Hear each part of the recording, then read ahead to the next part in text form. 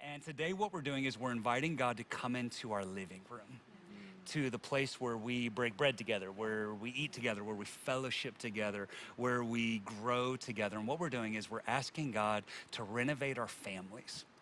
We're asking God this weekend to renovate our families. And I think that this is important, right? Because we all find ourselves in a really unique season in life. Like none of us have ever found ourselves in this season before, right? Is that we've never had such close proximity to spouses, to our children, maybe to our parents, maybe to a roommate, to siblings. And even though there's part of us who feels like that should be a blessing, right? That there's so much proximity. It doesn't always feel like a blessing. Sometimes it's really difficult. And maybe you've had a share of some of these emotions. We're taking some time and we're calling some people in the church. We're calling our leaders. We're trying to get a pulse on what's happening inside the church. And we're starting to hear words like stress and tense and frustration, right? We're frustrated because we can't get outside. I'm stressed because my spouse is seen as an essential worker. And so they have to go out into that mess. Then they come home and I'm worried. It's tense. It's a tense environment in my home because we're just not okay. And I loved how Pastor Randy up at Hamilton Mill said it this week. He said this, he said, some of our families already had fractures, little tiny micro fractures in them. Our relationships, our marriages, our with our kids, maybe with your parents, there was already some small fractures there. And what happened was this situation came and put weight down on that relationship, and now those fractures are growing and they're more visible. Because it used to be, let's be honest, it used to be that if you didn't have a good marriage, you could just go to work. Right? And you could just not have to deal with it. Our kids, we used to be able to send them to school, and so we didn't have to put up with their bad attitude for part of the day, right? But now what's happening is situations that used to be able to be avoided or ignored, you can't avoid them and you can't ignore them because you get a front row seat to it every day. Especially if you're at home all day long. Like you can't ignore it because it's in your face. Everybody's in everybody's business, right? But the good news is this, guys, this is something God wants to speak to. All right, this is something God wants to help us with. And the truth is this, guys, is that so many of us were raised in chaotic families that whenever we start talking about having a healthy family, we don't really even know what that looks like. And I'm just gonna put it up here for you. There's actually 5 different types of families, and you may want to identify your family, the one that you were raised in, or maybe the one that you're helping to create, hopefully. Here's the first type of family. Is broken family. It's a broken family. This type of family started with good intentions, like all families do, right? But somewhere along the way, one or the other or both decided that it just wasn't worth it any longer, and there was a split, there was a divorce. 75%, that's actually the number now, 75% of kids are growing up in households that have some level of brokenness. 43%, this is the really stunning statistic, 43% of kids are growing up in a home without dad. Without dad. And we can't pretend like that doesn't matter. So that's a broken home. And then the second one is a divided home.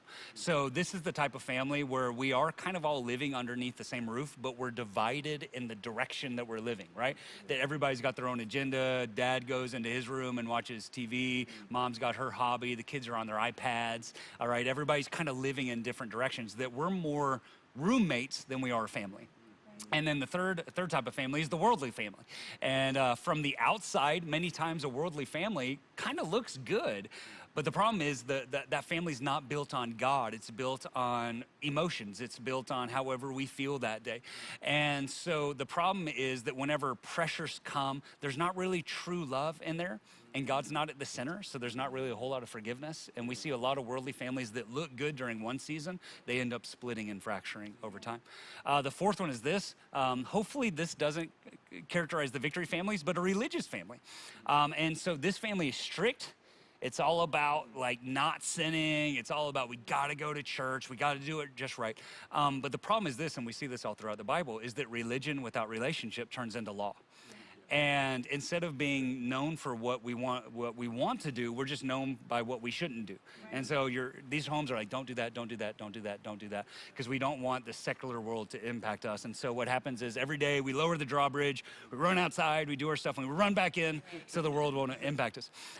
But that sets up our kids for failure later on in life. But the fifth type of family is the healthy family. And this is what we want. This is the family that loves God, but isn't religious. This family doesn't lower their drawbridge. They actually keep a life of loving each other, but also loving the world, and not just wanting, keeping a posture, not just not wanting to be influenced by the world, but actually wanting to influence the world for the glory of God. It's known by love and joy and peace and patience and kindness and goodness and gentleness and self-control. It's known by being a place that Jesus is welcome, where we love each other, where we forgive each other. And it's actually the type of family that shows the world what a family can look like when Jesus is at the center of it. But to get there, and this is what's really key, to get there, we're gonna have to make some changes. We're gonna have to make some changes. It's not just gonna happen. And this is the thought that's kind of coursing throughout this entire series, is that with the season that we're in, everybody's talking about getting back to normal. And what we're saying is, honestly, guys, that there are some parts of normal that aren't worth getting back to. And the path that our families were on, many of our families, the previous state of our families, it's not something worth getting back to. Right? That normal wasn't working. We don't want to get back to normal with our families, because normal was leading to divorce. Normal was leading to our families falling apart. Normal was leading to our kids losing their souls. And I know we make funny memes and we laugh because they are funny, but I want to speak what I would just say to the deep place right now and say that your kids are not a curse. Your husband is not a burden. Your wife is not a ball and chain. And we have to make sure that we don't see the biggest blessings of our life as the biggest burden of our life. That you've been given a gift. And I know it doesn't always feel like a gift, but your family is a gift. Your parents are a gift. I know they might not always feel like that, but they are. And what I'm saying is this, is that your family is worth the fight. Your family is worth the work. To put in the work. And what I do right now, I and we feel the Lord nudging us to allow him to renovate our families, to change the way we view our families, relate to our families, invest in our relationships, that now is the time to decide that when things get back to normal, that our families are not gonna go back to normal. And in fact, here's how I'd say this, all right? That if our family is the same damaged, divided, and disconnected family we had before this started, then we've lost the lesson. Then we've lost the lesson. We can't go back to how things used to be. And so today, I believe this, that God wants to come into your living room, right? The place where we connect, the place where we grow together, the place sometimes where we eat together. And he wants to renovate that space and create a new normal. And so the question is this, what does it look like to allow God to renovate our families? All right, here's the first thing, all right? Here's the first thing, to allow God to renovate our families. First thing is this, we have to put God first. We have to put God first. Now, I know that sounds like a really nice Christian answer. And some of you are wondering, all right, to make my family better, something else has to be first? Like, that doesn't make sense. How does it work like that? But here's what I know. Whatever you put first will prioritize everything else. And so you better be intentional about whatever you put first. And here's how we say it a lot here at Victory, right? That if this is good, then this will be good. That's right. Right? But if this is not good, this will not be good. I promise you. I promise you. And a lot of people want this thing to be good without having to work on this thing. But I'm just telling you guys, if this is good, then this is set up for success. Amen. But if this is not good, this is set up for failure.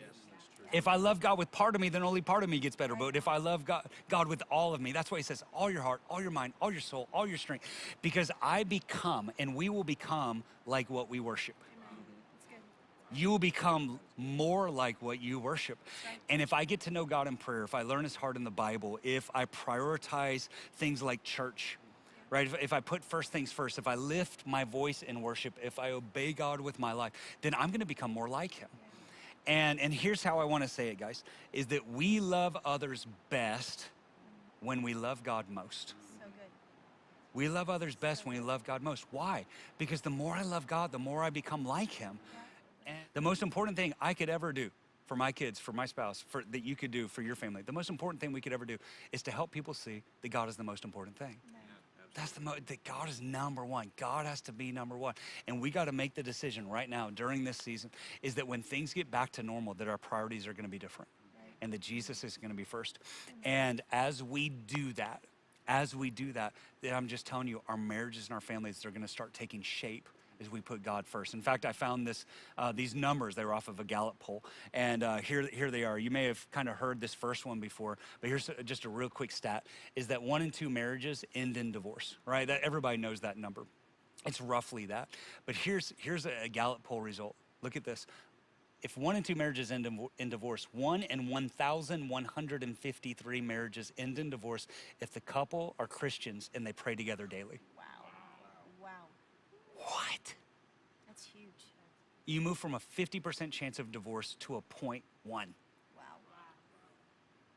Guys, I'm telling you, if you put God first, everything starts taking shape underneath that, and you'll stand back and just stand in awe of what God does in your family. The renovation he starts bringing to your family is you honor God by putting him first, okay? So here's what we gotta do. To see a renovation in our family, we gotta put God first. Here's what we gotta do second. We gotta put family second. Put God first, put family second. And again, I know some of you are trying to get your mind around that, right? That in order to see a renovation in my family, something else has to be first, right? That my family has to be second. That doesn't even make sense. But again, here's the idea. If you seek first the kingdom of God and his righteousness, then everything else just starts taking shape underneath that. So loving God sets us up for success, all right? But then we still have to focus on our family. All right, our family still needs attention.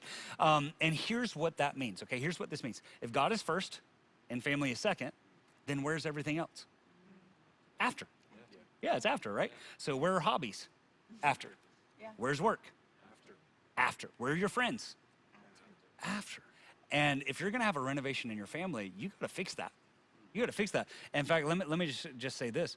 Your family should never have the question of whether or not you love your job more than them. I'm gonna say it again. Your family should never have the question of whether or not you love your job more than them. And something one of the pastors here in Atlanta said, Andy Stanley, he said this a little while ago. It really stuck with me. He said this: don't give up what's unique to you for something someone else can do. That's good. Don't give up what's unique to you for something someone else can do. And what he's saying right there is this, is that there will come a day when you will retire, when you'll get fired, when you get another job, and somebody else will sit in your seat. Somebody else will own your company. Somebody else will have your title. Somebody else will stand behind that cash register. Somebody else will be selling those cars, whatever that is. Why would I trade the thing that's unique to me, the role that only I can have of son, of father, of husband, of brother? Why would I trade those things that are worth more than gold for something that I won't be doing in 20 years or 30 years? But I'll always be a father. Man, some of you husbands out there, I know sometimes it feels easier to lead a company than it does to lead your family. But you gotta man up, guys. You gotta step up to the plate because God has called you to this. You don't want somebody else to be a husband to your wife. This is your job, this is your role. And so you have to prioritize it. Don't just love them in your heart, love them with your time, love them with your calendar, love them with your words, love them with every fiber of your being, right? Because that's one of the ways that you love God, because he's called us to love our wives as we have been loved by him and to lay down our lives for her. And what it looks like is this: we put God first, and then we put our family second, and everything else comes after that. Yeah. If you can get God first and family second, I'm just telling you, life will begin to take shape and make sense. And if you put God first and family second, you're gonna be able to step back and watch the renovation take place and just stand in awe of the whole thing. And then here's the third thought, okay? Renovation of family. We gotta put God first, we gotta put family second, and thirdly, we gotta make some changes today. We gotta make some changes today. But we have to, especially with the family. The family is so important. We have to go back to James 1:22, which says, do not merely listen to the word and so deceive yourselves. Right. You gotta do it. You gotta do what it says. And again, this is one of those things that we just feel so convicted about during this time, is that we have been given a gift. Yes. We've been given a gift in this thing called the great pause, right? Where it's just like God pressed that pause button to give us an opportunity to reset and reprioritize and refocus. And we wanna invite you to do the same thing. What would it look like if you put God first and you put family second, and then you decided to actually make some changes, not just to listen to a sermon, but to actually make some changes?